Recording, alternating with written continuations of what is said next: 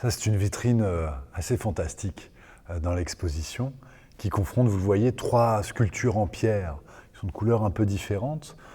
Celle qui attirera le plus mon attention ici, c'est celle du centre, dont on voit d'ailleurs dans la vitrine qu'on la retrouve sur le premier fascicule de ce que Dubuffet appelle l'art brut, les fascicules de l'art brut, qui est un petit ouvrage qui paraît en 1947, qui est extrêmement rare, mais dont il était dit dans ce petit ouvrage que c'était une sculpture qui venait d'un musée de Lyon, mais on n'en savait pas plus.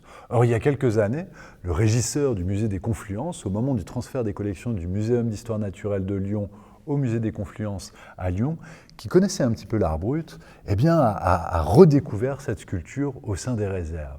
Et l'histoire de cette sculpture est très significative. C'est une sculpture qui a été achetée par ce muséum comme étant une pierre qui venait des îles Marquises, dans l'océan Pacifique.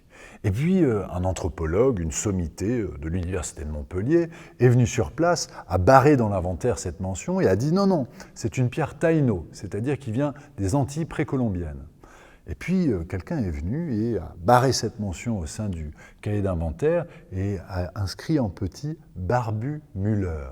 Et d'ailleurs, toutes ces sculptures que vous voyez là appartiennent à ce corpus des barbus-Müller, qui est un terme qui a été inventé par Dubuffet en 1945 pour rendre hommage d'une part à ces sculptures qui étaient majoritairement barbues et à l'un de leurs premiers collectionneurs, le collectionneur suisse Joseph Müller, pour donc essayer de cerner quel était ce corpus. Et il se trouve que ces sculptures, elles sont auvergnates.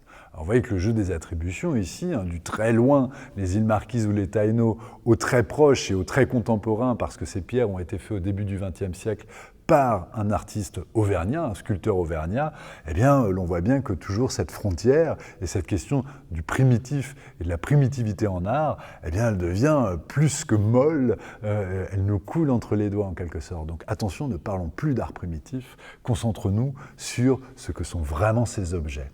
Alors cet objet, vous le voyez, il a une tête assez grotesque avec ses mains qui l'entourent.